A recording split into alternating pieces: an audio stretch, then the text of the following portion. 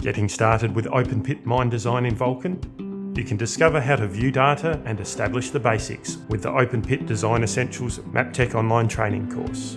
Start with Pit Design Overview to discover the files and data you need to create your first design. Define key Vulcan vocabulary and explore Vulcan open pit design tools. Investigate how design data attributes can help you generate pit and dump strings quickly and accurately. Explore section view methods to aid design and analysis processes. Generate both bench and profile views of your mine and block model.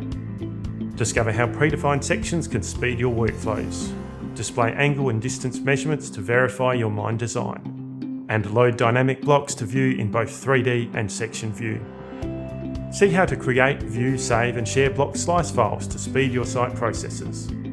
Discover tips for the most effective application of your saved slices. And gain detailed understanding of block slice file functionality and applications. Receive a training certificate you can post to your LinkedIn when you pass your online exam. View existing mine data and set the foundation for creating your own open pit designs thanks to the Maptek online training Open Pit Design Essentials course. Visit maptek.com to learn more.